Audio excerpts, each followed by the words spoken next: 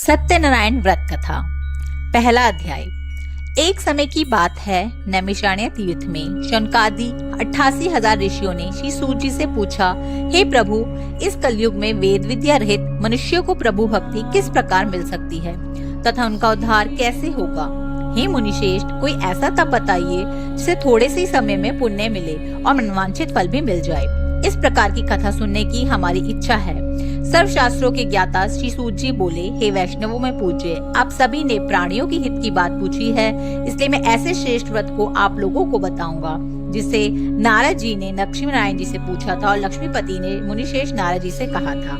आप सब इसे ध्यान से सुनिए।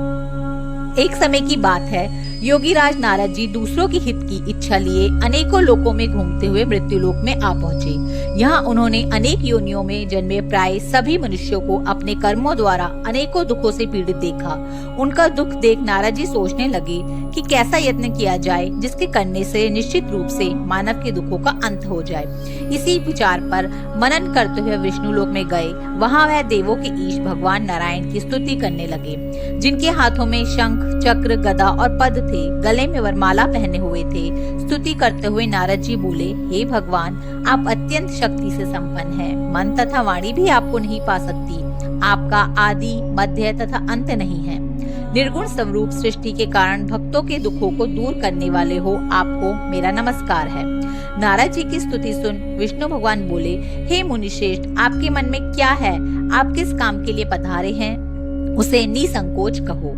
इस पर नारद मुनि बोले कि मृत्यु लोक में अनेक योनियों में जन्मे मनुष्य अपने कर्मों के द्वारा अनेकों दुखों से दुखी हो रहे हैं। हे नाथ, आप मुझ पर दया रखते हैं तो बताइए कि वो मनुष्य थोड़े से प्रयास से ही अपने दुखों से कैसे छुटकारा पा सकते हैं। श्री हरि बोले, हे नारद, मनुष्य की भलाई के लिए तुमने बहुत अच्छी बात पूछी है। जिसके करने से मनुष्य मोह से छूट जाता है, वह बात मैं कहता हूँ, उसे सुनो।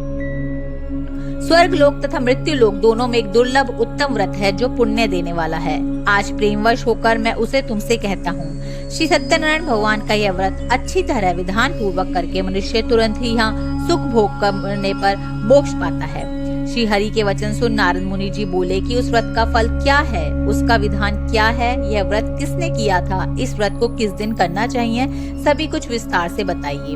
नारद जी की बात सुनकर श्री हरि बोले, दुख व शोक को दूर करने वाला यह व्रत सभी स्थानों पर विजय दिलाने वाला है।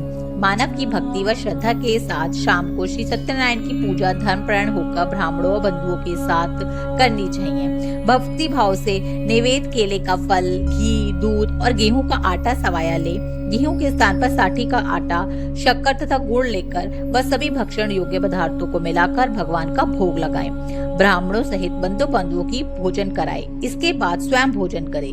भजन कीर्तन के साथ भगवान की भक्ति में लीन हो जाए। इस तरह से सत्यनारायण भगवान का यह व्रत करने पर मनुष्य की सारी इच्छाएं निश्चित रूप से पूरी होती हैं। इसी कलिकाल अर्थात कलयुग में मृत्यु लोक में मोक्ष का यही एक सरल उपाय बताया गया है। इति श्री सत्यनारायण व्रत कथा का प्रथम अध्याय संपूर्ण। बोलो सत्यनारायण भगवान की जय, लक्ष्मी नारायण की जय। श्री सत्यनारायण व्रत कथा का दूसरा अध्याय। सूत जी बोले, हे ऋषियों, जिसने पहले समय में इस व्रत को किया था उसका इतिहास कहता हूँ, ध्यान से सुनो। सुंदर काशीपुरी नगरी में एक अत्यंत बूढ़ा निर्धन ब्राह्मण रहता था। भूख प्यास से परेशान वह धरती पर घूमता रहता था। ब्राह्मणों से प्रेम करने वाले भगवान ने एक दिन ब्राह्मण का वेश धारण करके उसके पास जाकर पूछा, हे विप्र, नित्य दुखी होकर तुम पृथ्वी पर क्यों घूमते हो? दीन ब्राह्मण बोला, मैं निर्धन ब्राह्मण हूँ, भिक्षा के लिए धरती पर घूमता हूँ। हे भगवान, यदि आप इसका कोई उपाय जानते हो तो बताइए। वृद्ध ब्राह्मण कहता है कि सत्यनारायण भगवान मनवांछित फल देने वाले हैं, इसलिए तुम उनका पूजन करो। इसे करने से मनुष्य सभी दुखों से मुक्त हो जाता है। व्रत ब्राह्मण बनकर आए सत्यनारायण भगवान उस निर्धन ब्राह्मण को व्रत का सारा विधान बताकर अंतर्ध्यान हो गए। ब्राह्मण मन ही मन सोचने लगा कि जिस व्रत को वृद्ध ब्राह्मण कह के गए हैं मैं उसे जरूर करूंगा। यह निश्चय करने के बाद उसे रात में नींद भी नहीं आई। वह सवेरे उठकर सत्यनारायण भगवान के व्रत का निश्चय कर भिक्षा के लिए चला गया। उस दिन निर्धन ब्राह्मण को भिक्षा में बहुत सा धन मिला, जिससे उसने बंधु बांधवों के साथ मिलकर श्री सत्यनारायण भगवान का व्रत संपन्न किया। भगवान सत्यनारायण का व्रत संपन्न करने के बाद वह निर्धन ब्राह्मण सभी दुखों से छूट गया और अनेक प्रकार की संपत्तियों से युक्त हो गया। उसी समय से यह ब्राह्मण हर मास इस व्रत को करने लगा। इस तरह से श्री सत्यनारायण भगवान के व्रत को जो मनुष्य करेगा वह सभी प्रकार के पापों से छूटकर मोक्ष को प्राप्त होगा। जो मनुष्य इस व्रत को करेगा वह भी सभी दुखों से मुक्त हो जाएगा। श्री सूत जी बोले कि इस तरह से नारद जी से नारायण जी का कहा हुआ श्री सत्यनारायण व्रत को मैंने तुमसे कहा। हे विप्रो, मैं अब और क्या कहूँ। ऋषि बोले, हे मुनिवर, संसार में उस विप्र से सुनकर और किस किसने इस व्रत को किया, हम सब इस बात को सुनना चाहते हैं। इसके लिए हमारे मन में श्रद्धा का भाव है। श्री सूत जी बोले, हे मुनियों, जिसने इस व्रत को किया है वह सब सुनो। एक समय विप्रधन ऐश्वर्य के अनुसार अपने बंधु बांधवों के साथ इस व्रत को करने को तैयार हुआ। उसी समय एक लकड़ी बेचने वाला बूढ़ा आदमी आया और लकड़ियां बाहर रखकर अंदर ब्राह्मण के घर में गया। प्यास से दुखी वह लकड़हारा उनको व्रत करते देख विप्र को नमस्कार कर पूछने लगा कि आप ये क्या कर रहे हैं, इसे करने से क्या फल मिलेगा, कृपया मुझे भी बताइए। ब्राह्मण ने कहा, सब मनोकामनाओं को पूरा करने वाला ये सत्यनारायण भगवान का व्रत है। इनकी कृपा से ही मेरे घर में धन धान्य आदि की वृद्धि हुई है। विप्र से सत्यनारायण व्रत के बारे में जानकर लकड़हारा बहुत प्रसन्न हुआ। चरणामृत लेकर वह प्रसाद खाने के बाद वह अपने घर गया। लकड़हारे ने अपने मन में संकल्प किया कि आज लकड़ी बेचने से जो भी धन मिलेगा उसी से श्री सत्यनारायण भगवान का उत्तम व्रत करूंगा। मन में इस विचार को ले बूढ़ा आदमी सिर पर लकड़ियां रखकर उस नगर में बेचने गया जहाँ धनी लोग रहते थे। उस नगर में उसे अपनी लकड़ियों का दाम पहले से 4 गुना अधिक मिलता है। बूढ़ा प्रसन्नता के साथ दाम लेकर केले, शक्कर, घी, दूध, दही और गेहूं का आटा ले और सत्यनारायण भगवान के व्रत की अन्य सामग्रियां लेकर अपने घर गया। वहां उसने अपने बंधु बांधवों को बुलाकर विधि विधान से श्री सत्यनारायण भगवान का पूजन और व्रत किया।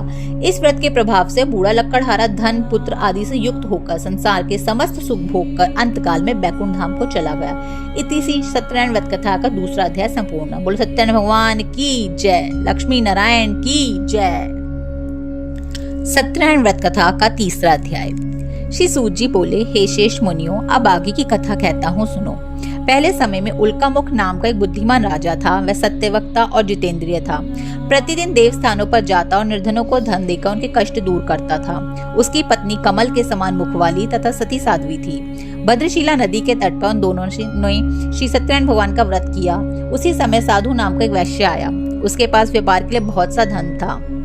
राजा को व्रत करते देख वह विनय के साथ पूछने लगा, हे राजन, भक्ति भाव पूर्ण से होकर आप ये क्या कर रहे हैं? मेरी सुनने की इच्छा है तो आप मुझे बताइए। राजा बोला, हे साधु, अपने बंधु बांधव के साथ पुत्रादि की प्राप्ति के लिए महाशक्तिमान श्री सत्यनारायण भगवान का व्रत व पूजन कर रहा हूँ। राजा के वचन सुन साधु आदर से बोला, हे राजन, मुझे इस व्रत का सारा विधान कहिए। आपकी कथा अनुसार मैं भी इस व्रत को करूंगा। मेरे भी संतान नहीं है और इस व्रत को करने से निश्चित रूप से मुझे संतान की प्राप्ति होगी। राजा से व्रत का सारा विधान सुन व्यापार से निवृत्त हो वह अपने घर गया। साधु वैश्य ने अपनी पत्नी को संतान देने वाले इस व्रत का वर्णन क्या सुनाया और कहा कि जब मेरी संतान होगी तब मैं इस व्रत को करूंगा।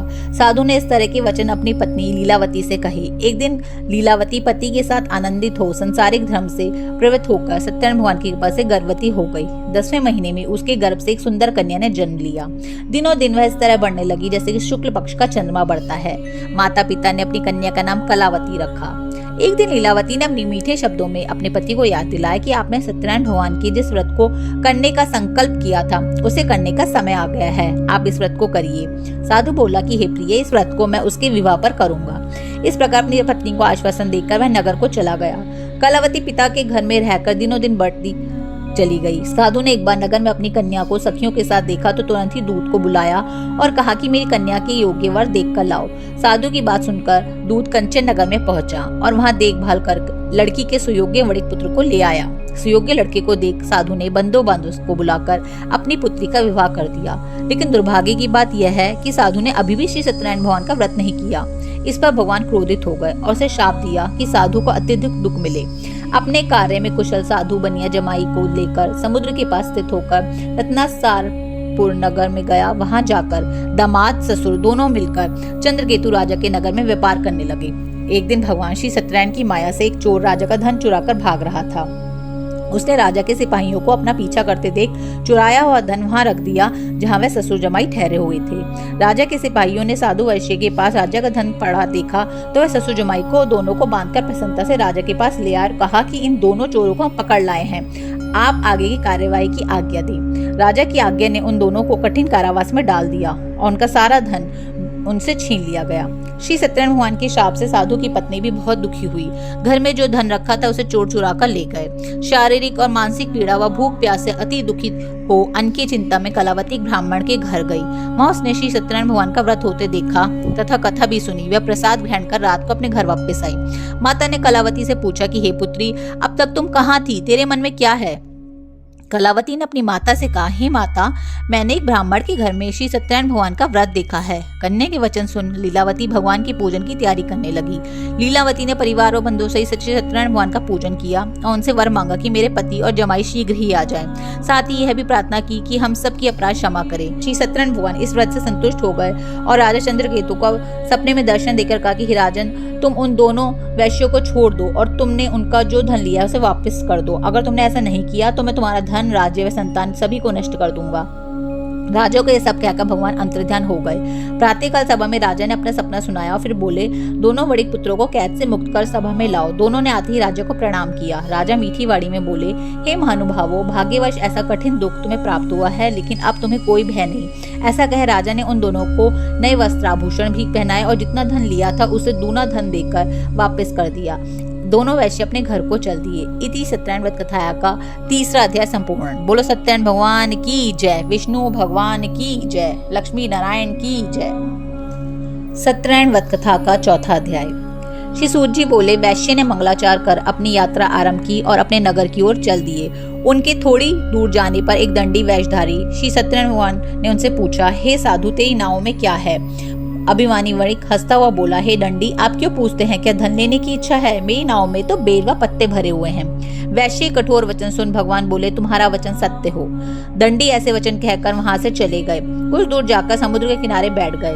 दंडी के जाने के बाद साधु वैश्य ने नित्य क्रिया के पश्चात नाव को ऊंची उठी देखकर अचंबा माना और नाव में बेल पत्ते आदि देख वह मूर्छित हो जमीन पर गिर पड़ा। मूर्छा खुलने पर वह अत्यंत शोक में डूब गया। तब उसका दामाद बोला कि आप शोक न मनाइए, दंडी का शाप है, इसलिए हमें उसकी शरण में जाना चाहिए, तभी हमारी मनोकामना पूरी होगी। दामाद की बात सुनकर वह दंडी के पास पहुंचा और अत्यंत भक्तिभाव से नमस्कार करके बोला, मैंने आपसे जो जो असत्य वचन कहे थे उनके लिए मुझे क्षमा दें। ऐसा कहकर महान शोकातुर हो रोने लगा। तब दंडी भगवान बोले कि हे वणिक पुत्र, मेरी आज्ञा से बार बार तुम्हें दुख प्राप्त हुआ है, तू मेरी पूजा से विमुख हुआ। साधु बोला, हे भगवान, आपकी माया से ब्रह्मा आदि देवता भी आपके रूप को नहीं जानते, तब मैं अज्ञानी कैसे जान सकता हूँ? आप प्रसन्न होइए, अब मैं सामर्थ्य के अनुसार आपकी पूजा करूंगा। मेरी रक्षा करो और पहले के समान नौका में धन भर दो। साधु वैश्य के भक्ति पूर्वक वचन सुनकर भगवान प्रसन्न हो गए और उसकी इच्छा अनुसार वरदान देकर अंतर्ध्यान हो गए। ससुर जमाई जब नाव पर आए तब नाव धन से भरी हुई थी। फिर वही अपने अन्य साथियों के साथ सत्यनारायण भगवान का पूजन कर अपने नगर को चल दिए। जब नगर के नजदीक पहुंचे तो दूत को घर पर खबर करने के लिए भेज दिया। दूत साधु की पत्नी को प्रणाम कर कहता है कि मालिक अपने दामाद सहित नगर के निकट आ गए हैं। दूत की बात सुन साधु की पत्नी लीलावती अपने बड़े हर्ष के साथ सत्यनारायण भगवान का पूजन कर अपनी पुत्री कलावती से कहा कि अपने पति के दर्शन को जाती हूँ तो कार्य पूर्ण कर शीघ्र आ जा। माता के ऐसे वचन सुन कलावती जल्दी से प्रसाद छोड़ अपने पति के पास चली गई। प्रसाद की अवज्ञा के कारण सत्यनारायण भगवान रुष्ट हो गए और नाव सहित उसके पति को पानी में डुबो दिया। कलावती ने अपने पति को वहां न पाकर रोती हुई जमीन पर गिर गई। नौका को डूबा हुआ देखकर कन्या को रोता देख साधु दुखी होकर बोला कि हे प्रभु, मुझसे तथा मेरे परिवार से जो कोई भी भूल हुई है उसे क्षमा करो। साधु के दीन वचन सुनकर श्री सत्यनारायण भगवान प्रसन्न हो गए और आकाशवाणी हुई, हे साधु, तेरी कन्या मेरे प्रसाद को छोड़कर आई है, इसलिए इसका पति अदृश्य हो गया है। यदि वह घर जाकर प्रसाद खाकर लौटती है तो इसे इसका पति अवश्य मिलेगा। ऐसी आकाशवाणी सुन कलावती घर पहुंचकर प्रसाद ग्रहण करती है और फिर आकर अपने पति के दर्शन करती है। उसके बाद अपने बंधु बांधव सहित श्री सत्यनारायण भगवान का विधि विधान से पूजन करता है तथा इस लोक में सुख भोग कर वह अंत में स्वर्ग लोक को जाता है। इति सत्यनारायण व्रत कथा का 4th अध्याय संपूर्ण। बोलो सत्यनारायण भगवान की जय, लक्ष्मी नारायण की जय, विष्णु भगवान की जय। सत्यनारायण व्रत कथा 5म अध्याय। सूत जी बोले, हे ऋषियों, मैं और भी एक कथा कहता हूँ, उसे भी ध्यान पूर्वक सुनो। प्रजा पालन में लीन तुगध्वज नाम का एक राजा था। उसने भी भगवान का प्रसाद त्याग कर बहुत ही दुख सहन किया। एक बार वन में जाकर वन्य पशुओं को मारकर वह बड़ के पेड़ के नीचे आया। वहां उसने ग्वालों को भक्ति भाव से अपने बंधुओं सहित सत्यनारायण भगवान का पूजन करते देखा। अभिमानवश राजा ने उन्हें देखकर भी पूजा स्थान में नहीं गया और ना ही उसने भगवान को नमस्कार किया। ग्वालों ने राजा को प्रसाद दिया, लेकिन उसने वह प्रसाद नहीं खाया और प्रसाद को वहीं छोड़कर वह अपने नगर को चला गया। जब वह नगर में पहुंचा तो वह सब कुछ तहस नहस हुआ पाया तो वह शीघ्र ही समझ गया कि यह भगवान ने ही किया है। वह दोबारा ग्वालों के पास पहुंचा और विधि पूर्वक पूजा करके प्रसाद खाया तो श्री सत्यनारायण भगवान की कृपा से सब कुछ पहले जैसा हो गया। दीर्घ काल तक सुख भोगने के बाद मरणोपरांत उसे स्वर्गलोक की प्राप्ति हुई। जो मनुष्य परम दुर्लभ व्रत को करेगा तो भगवान सत्यनारायण की अनुकंपा से उसे धन धान्य की प्राप्ति होगी। निर्धन धनी हो जाता है और भय मुक्त हो जीवन जीता है। संतानहीन मनुष्य को संतान सुख मिलता है और सारे मनोरथ पूर्ण होने पर मानव अंत काल में बैकुंठ धाम को जाता है। श्री सूत जी बोले, जिन्होंने पहले इस व्रत को किया है मैं अब उनके दूसरे जन्म की कथा कहता हूँ। वृट शतानन ब्राह्मण ने सुदामा का जन्म लेकर मोक्ष की प्राप्ति की। लक्कड़हारे ने अपने अगले जन्म में निषाद बनकर मोक्ष प्राप्त किया। उल्का मुख नाम का राजा दशरथ होकर बैकुंठ को गए। साधु नाम के वैश्य ने मोरध्वज बनकर अपने पुत्र को आरे से चीरकर मोक्ष पाया। महाराज तुंगध्वज ने स्वयंभू हो भगवान में भक्ति युक्त होकर कर्म कर मोक्ष पाया। इति सत्यनारायण व्रत कथा का 5वां अध्याय संपूर्ण। बोलो सत्यनारायण भगवान की जय, लक्ष्मी नारायण की जय, विष्णु भगवान की जय।